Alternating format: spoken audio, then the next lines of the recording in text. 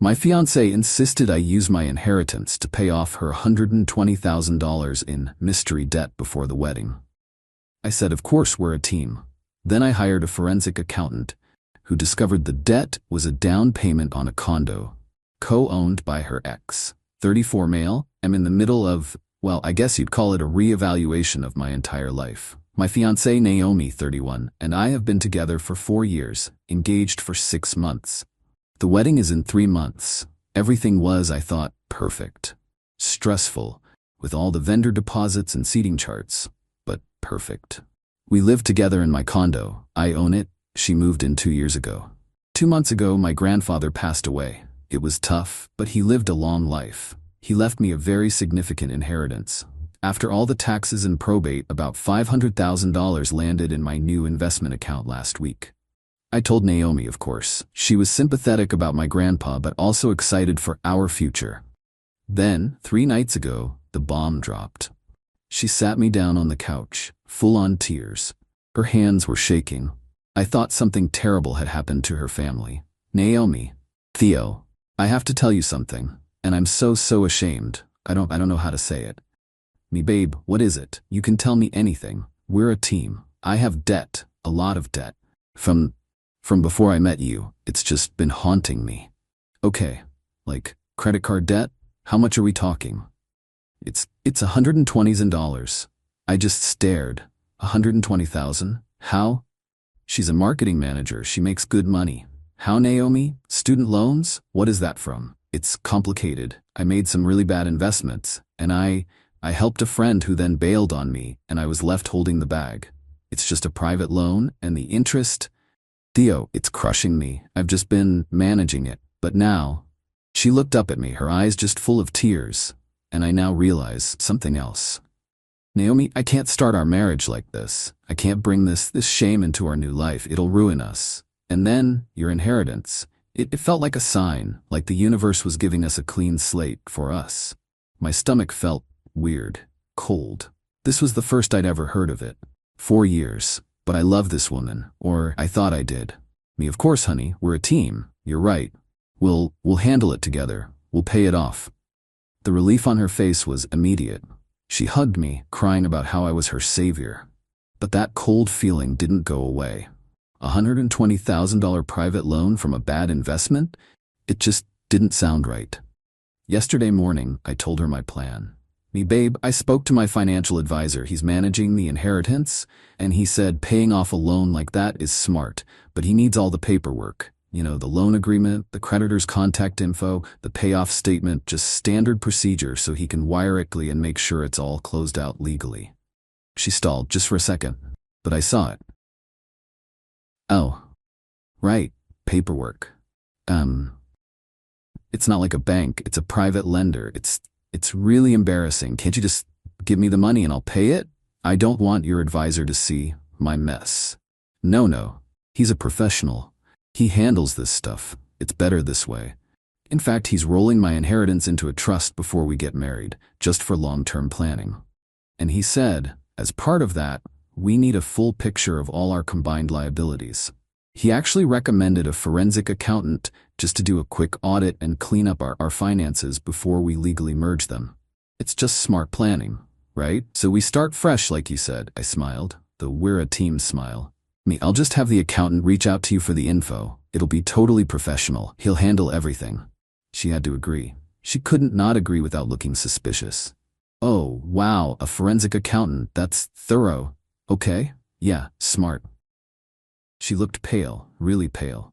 I hired the accountant an hour later, a man named Mr. Karras. He's a shark, a specialist in complex financial disputes. I didn't tell him I suspected anything. I just said I was getting married and wanted a full, independent audit of my fiancé's mystery debt before I paid it off with my inheritance. He called me this morning. Mr. Theo's last name? I have my initial report. I think you need to come down to my office. Now, I feel sick. I'm driving to his office. I'm terrified of what he found. Update 1. It's been a week. I'm writing this from a hotel. I can't be in my condo right now. I can't breathe in there. I feel sick was an understatement. I think I was as in shock. Mr. Karras's office was all glass and cold steel. He didn't waste time. Karist, Theo's last name, you asked me to look into a $120,000 debt. I found it. He slid a file across the desk. It's a hard money loan, taken out 7 months ago. Lender is a private equity group. The terms are aggressive, 12% interest with the full principal, the $120,000 due in a single balloon payment. Me. A balloon payment? When? In 4 months. I did the math. 4 months. Our wedding is in 3. The payment is due 1 month after we're legally married. My blood ran cold. What? What was the loan for? She said bad investments. That's the interesting part. The loan was wired from the lender directly into an escrow account. It was used as the 20% down payment on a $600,000 new-build condo in that new development by the waterfront. He slid over another document, a property title search. The property is titled to 2 individuals, Naomi, last name, an unmarried woman with 50% interest, and Javier, an unmarried man with 50% interest. Javier, her ex-boyfriend, the one she swore she hadn't spoken to in 5 years. The one she told me was toxic and a child. They own a $600,000 condo together. It appears, Mr. Theo's last name, that your fiancée's mystery debt is in fact her half of a down payment on a real estate investment she co-owns with another man. The loan for that down payment is coming due just after your wedding. She was, it seems, planning for your inheritance to pay it off. I didn't say anything. I just sat there. The world went fuzzy. She wasn't just cheating. This wasn't a moment of weakness. This was a con, a long calculated 7-month con. She was building a nest egg with her ex, and I was the savior who was going to fund it. I paid Karis's fee. It was $500, worth every penny. I went home. She was there, making dinner, all smiles. Naomi, hey babe, you're late. How was work? Did your accountant guy get what he needed? I didn't say anything. I just walked to the coffee table and dropped the file. The title search. The loan agreement. I just pointed at the second name. Me. Who is Javier? The smile, it didn't just fade. It shattered. I watched the color drain from her face. She looked like a ghost. I can explain. It's not.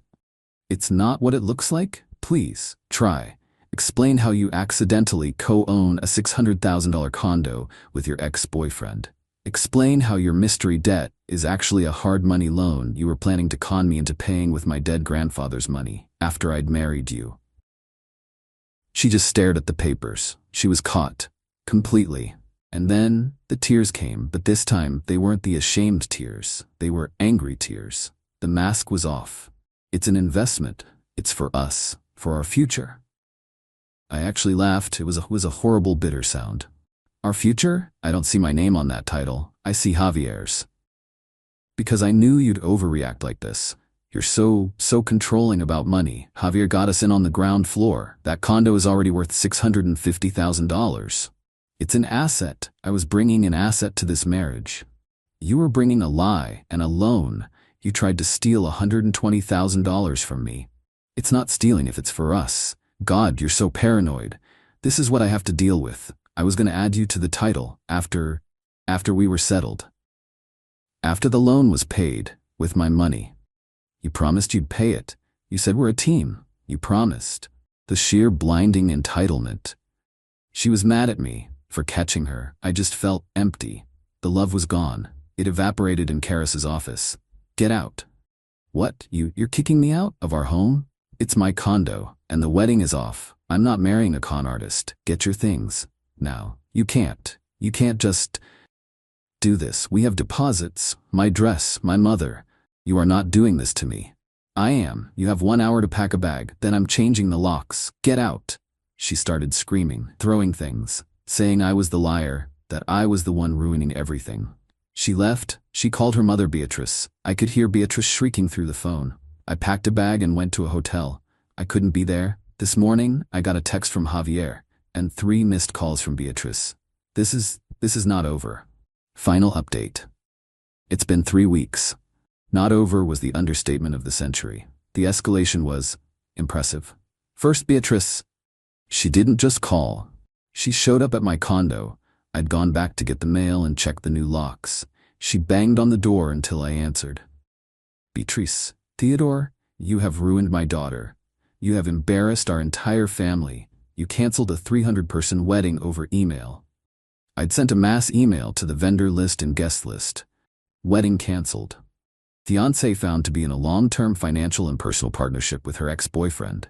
All deposits are forfeited. Beatrice, Naomi lied to me. She conspired with her ex to steal $120,000 from my inheritance. Waving her hand as if swatting a fly. It was an investment, a nest egg. My daughter is smart. She was bringing an asset to the marriage, and you're punishing her for it? You promised you would pay that loan. You owe her that money now, as compensation for this humiliation. I owe her? For lying? I'm not paying for her condo with her ex. Goodbye, Beatrice. I closed the door on her sputtering. Then, the man himself. Javier. He had the nerve to send me a long, rambling DM. Have a man? Look. Naomi is a total mess. You really did a number on her. You know she was counting on that money. You shouldn't have promised her you'd pay it if you were just gonna back out. It's not cool. You've really put her in a bad spot. Me. You mean the money you two needed to pay off the balloon payment on the condo you two own together? Get lost. It was just a business deal, man. Don't be a psycho. Be a man. Get her and give her the $120K you promised. It's the least you can do for breaking her heart and ruining her investment. I just blocked him. The audacity. But that wasn't the dirty trick. Oh no. The real trick came 2 days later. A letter. From a law firm. Naomi had hired a lawyer. They were threatening to sue me for breach of promise and fraudulent inducement. The claim? That I verbally promised to pay the $120,000 loan as a condition of the marriage. That this was a verbal contract. By backing out of the payment and the wedding, I had caused her catastrophic financial damages and extreme emotional distress. They were demanding $150,000. The $120,000 for the loan she still couldn't pay, and $30,000 for the non-refundable wedding deposits, which, by the way, I paid for. I'll admit, for a second I was terrified. I'm just a normal guy. I'm a project manager. I see lawsuit, I panic. This is not my world. This is what they do. I called my own lawyer. Miss Alvarez, a complete shark, specializes in family law and financial fraud. I sat in her office, my hands shaking, showing her the letter. She read it, and she smiled. A cold, terrifying smile. This is spectacular. Breach of promise to marry isn't a viable suit in this state. Not for this. And fraudulent inducement? They're accusing you of fraud? Oh, this is a gift, Theo. A gift? They're suing me. They've opened the door. They've put in a formal legal document that she is in default of a $120,000 loan, that she believes you are responsible for it. They've admitted her entire financial position is tied to this condo. And you are the aggrieved party. We're not going to defend. We're going to attack. This was my $500K inheritance at work. I wasn't just a common man anymore. I was a common man who could afford Miss Alvarez. My response. The methodical revenge. Miss Alvarez drafted a response that I will probably frame. It went to Naomi's lawyer. Rejection. We reject all claims as frivolous and malicious. The engagement was broken for cause, the cause being conspiracy to commit fraud. Evidence. We are in possession of a full forensic accounting report from Mr. Karras, detailing the hard money loan, the title search for the condo, and the timeline, which proves Miss Naomi's intent to defraud my client after the marriage. The deposits. All wedding-related deposits, totaling $42,350, were paid from my client's personal accounts. As Miss Naomi's fraudulent actions were the sole cause of the cancellation, she is liable for 100% of these lost funds. Therefore, we are hereby filing a counterclaim for $42,350 for the lost deposits, $8,500 for the fee of the forensic accountant, a cost necessitated only by her conspiracy, total $50,850. The offer.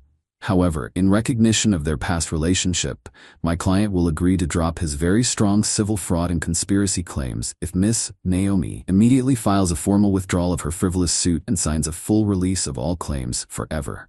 You have 48 hours to accept, after which this offer is rescinded and we will file. The fallout, the consequence. The 48 hours passed. Silence.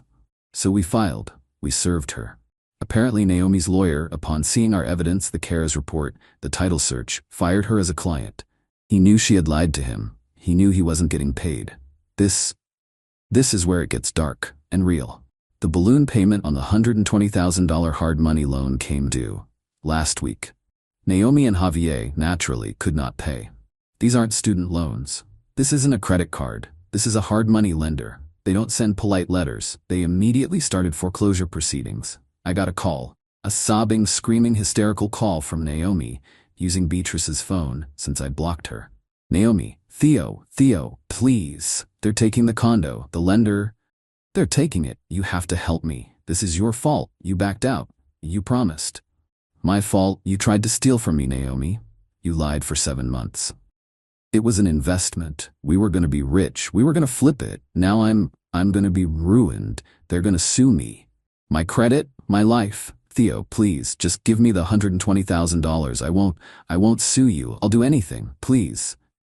I'm not dropping my countersuit, Naomi.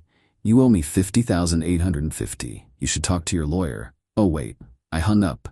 I blocked Beatrice's number. The end. The condo was sold at a foreclosure auction 2 days ago. Because it was a new build and the market is weird, the auction price barely covered the $120,000 loan plus the lender's massive penalties and fees.